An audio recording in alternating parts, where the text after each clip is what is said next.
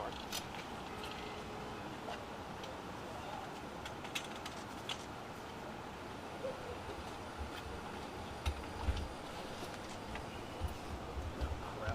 Yeah, right away.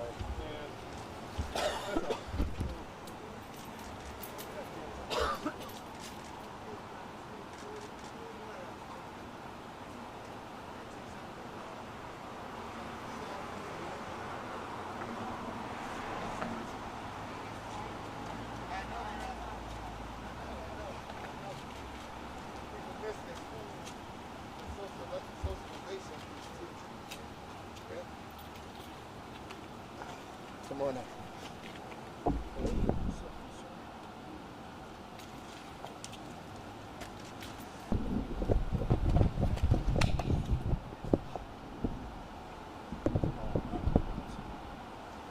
You okay? Is it working still, Valencia?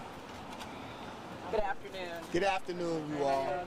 Thank you all for your patience, and thank you for staying and being here with us. Today was an important day for this family. It was important that they had an opportunity to meet face-to-face with the duly elected district attorney responsible for prosecuting those that have been at least identified as being involved in the murder of Secoriea Turner. And so we had an opportunity to meet with District Attorney Willis and her staff, and Attorney Sean Williams from the Cochran firm will discuss some of what that meeting and the tone of that meeting without going into any detail. Again, I'm Attorney Mawali Davis of the Davis Bozeman Law Firm, and we are co-counsel in our civil representation with the Cochran firm, and Attorney Sean Williams as well as Sam Starks. And our law partner Harold Spence is here as well, and he will share, and then you'll hear from the parents. The parents won't be taking any questions, but you'll hear from them, and then we'll take any questions that you have. So with that, Attorney Williams.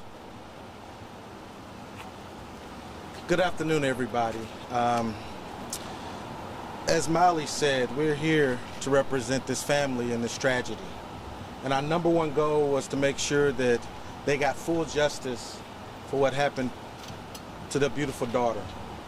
One of the steps in that was meeting with DA Willis and her team.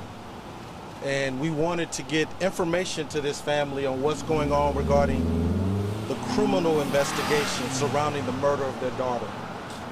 And I will tell you, we were impressed with DA Willis, her staff, and the progress they have made in the prosecution of the individuals involved in the murder of Secoriea Turner.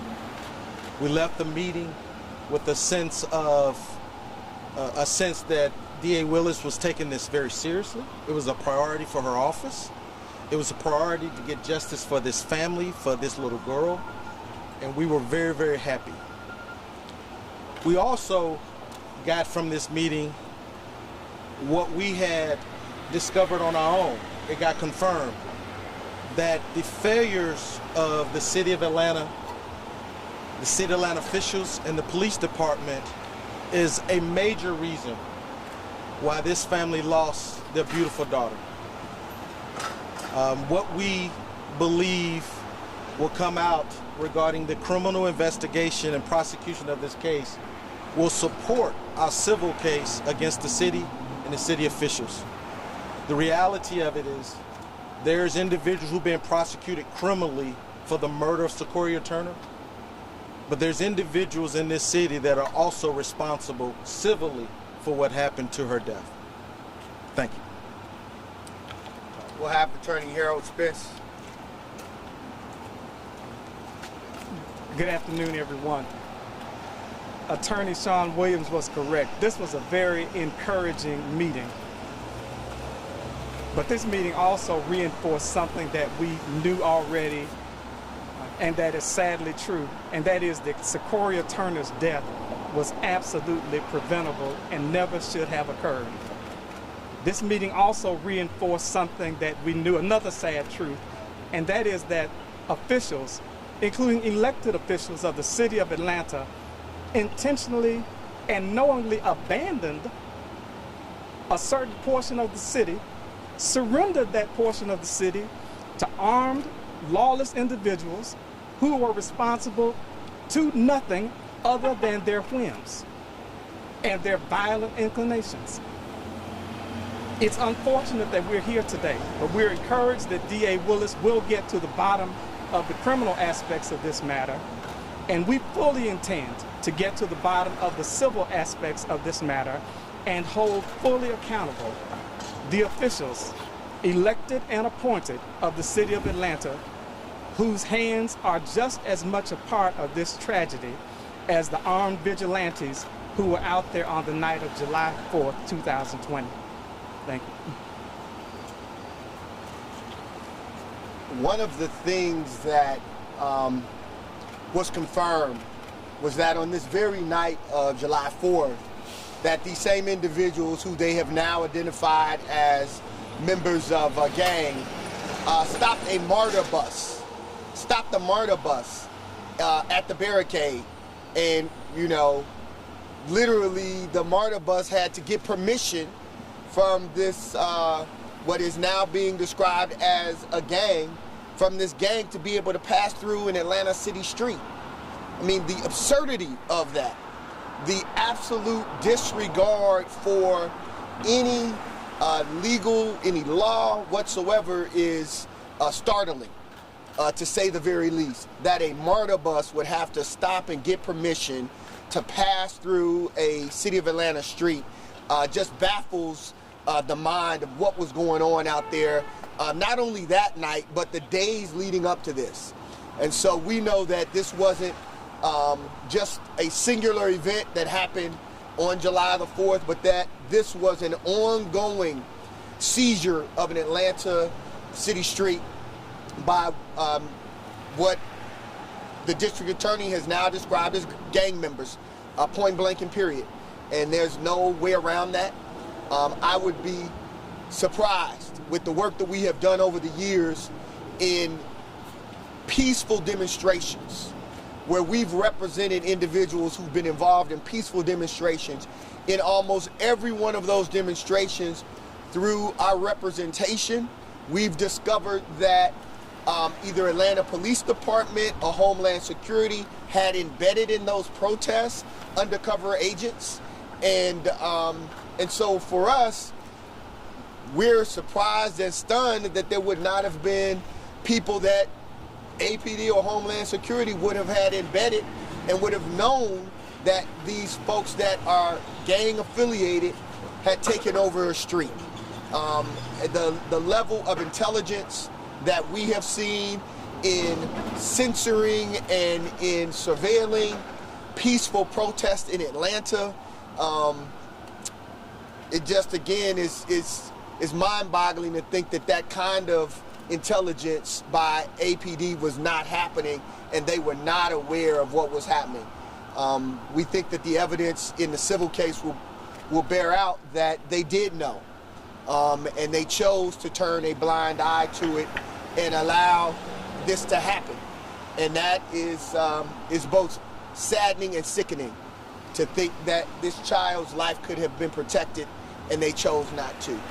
With that, I'd like for Mr. Williamson, Secoriea Williamson, to share, the father of Secoriea, and then he will be followed by Ms. Charmaine Turner, the mother of Secoriea.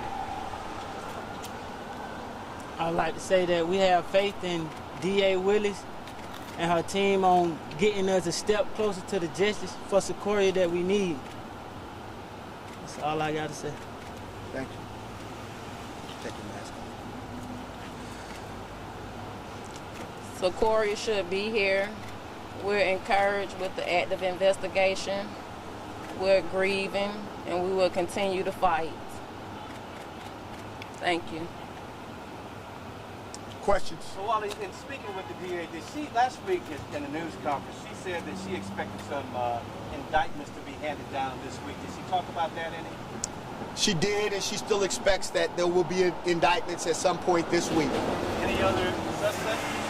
No, no other suspects have been disclosed to us.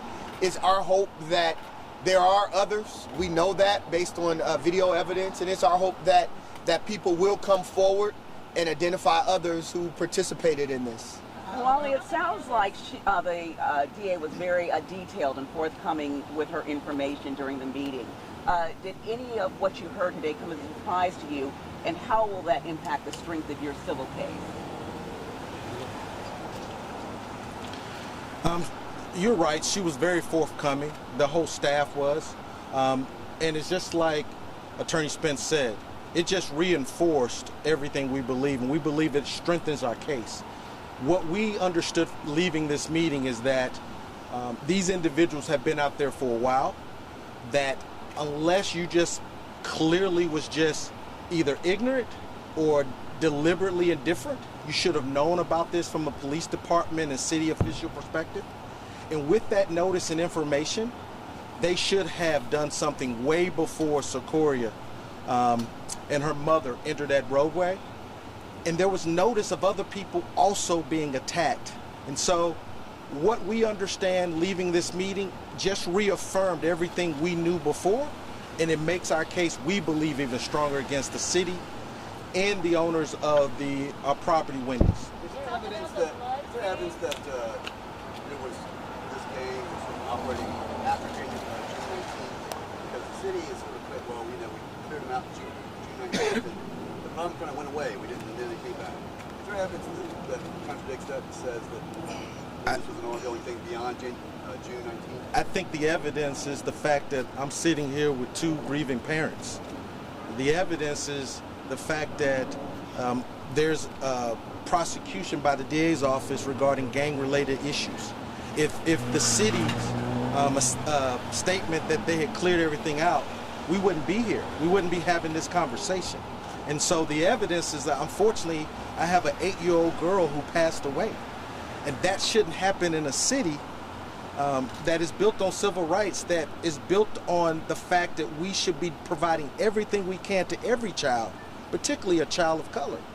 This is what this city's about, and the fact that we're here, that's the evidence, unfortunately. Last week, you Willis talked about a known gang problem. There was mention that this was a blood gang affiliation. Could you talk about, or either of you talk about just how expansive this network might have been, and what your thoughts are on what was really going on there? This wasn't just vigilante social groups, but blood gang members. Well, I think the warrant speaks for itself in that it lays out what particular sets of the Bloods that these individuals were affiliated with in some form or fashion. It becomes, again, you all know the history of our firm. We have supported and represented nonviolent protesters for over a decade. We go all the way back to representing the folks with Occupy. And I will say again that in Occupy, the city and Homeland Security had embedded in those protesters, whether I like it or not, I personally think it's wrong, but they had embedded in those protesters undercover agents. And that, again, is an issue for me as it relates to civil liberties. But for us to think for a minute that was not or should not have been the case with armed individuals taking over a street, again, it defies common sense to think that they did not have the intelligence prior to this shooting about what was going on out there, and that there were not just nonviolent protesters, but there were in fact gang-affiliated armed individuals who have taken over a street and were stopping MARTA buses and individuals and families just passing through the area and threatening them, and then even assaulting people. Did you all get any more clarity on what their motive may have been? Was it turf war, since it clearly was not this Rashard Brooks protest? Any understanding of what they were doing in that gang affiliation? Nothing that, I think we are able to, it's only speculative as to what their true motivations were. The work that we've done as a civil rights law firm and human rights activists is just not consistent with shooting into a family car and killing an 8-year-old. That just, there isn't a place in the work that we do in calling for Black lives to matter that you shoot into a car, a family car, and kill a child. That just, there's nothing redemptive about that. There's no way that I can stand here and in any way support that behavior as being something progressive. It was not. Wally, last week the DA also said that she asked the GBI to come in and assist the APD, and that's when this second arrest was made in a connection with gang activity. Are you guys frustrated with APD and their investigation? And also, does the DA calling in the GBI speak to her wanting to get to the bottom of what happened? I think the DA having to call in the GBI, and I think everyone that has an opportunity to see and hear this should know that the GBI isn't called in on a regular basis. That's something that we should know and be clear about. You're talking about the most formidable investigative unit in the state of Georgia having to be called in. So I think it does say something about the quality of the investigation that APD had engaged in, that they were not able to bring this second person forward with these charges. And the need for the GBI to get involved is unfortunate, but for this family, they have been asking for any and all support necessary for justice for their child. So at this point, if it took the FBI, they would be willing, this family, to have anybody come in to get to it, because this is an example of, they came out, and if you all remember, this family asked, please turn yourself in, please give us information about the individuals that were involved. And folks were very slow about doing any of that. And so now the GBI is involved. So when the community does not respond, unfortunately, we have to call in other law enforcement agencies to dig even deeper. Is your understanding that this group should one other thing, that the gang aspect of this is very salacious. But I don't want us to forget that it doesn't matter whether the folks who manned the barricade were gang affiliated or not. There are no circumstances in which a city is right when it surrenders a part of the city to armed, lawless individuals.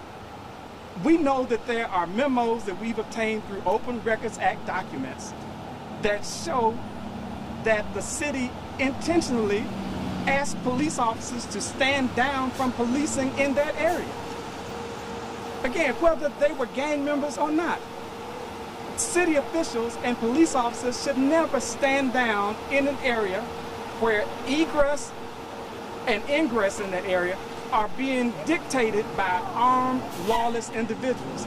And that's what happened in this case. So while the gang element of this case it appears to be a fact, let's not lose sight of the city's abdication of its responsibility to the citizens of Atlanta by allowing these lawless individuals, whether gang affiliated or not, to take over an area of the city of Atlanta, to make themselves the de facto police in that area, and to harass citizens and to harm citizens. And ultimately, as we saw in this case, to kill an 8-year-old citizen of the city of Atlanta. So let's please, while we're acknowledging the salacious aspect of this case, let's not forget the city's total abdication of its responsibility that is a true cause, in fact, of Secoriea Turner's death. Is it your understanding from the evidence that there's a clear line between the group that was protesting at Wendy's and the group that was, are these clearly two groups? Either you had the protest at Wendy's going on for that whole month, and then you had the barricade. What you understand the evidence, these are two different things, correct? Or not? We're unclear as to, we know that there were nonviolent protesters that were at that Wendy's that were exercising their First Amendment right. Some of those young people, again, believing that this was an opportunity to try to get Atlanta to be better. be better as it relates to policing African American communities, and to end the violence, the state-sanctioned violence against black and brown people by law enforcement. And so we don't ever want to dismiss or lump all together those that were there for this larger purpose, and then those that were there for their own petty attempts to gain some kind of clout, to in some way intimidate and take power that they really do not have over individuals who they should not in any way try to take power over, quite frankly. Have any interaction with the previous district attorney on this case, and can you compare, if you did, can you compare those interactions with the We did not. I think Sean, Ms. Williams has said we were all pleased and impressed by the gathering of resources that District Attorney Willis has dedicated to this. It was impressive, to say the least. The minds, the individuals, the legal muscle that was in the room, looking very closely at this was impressive.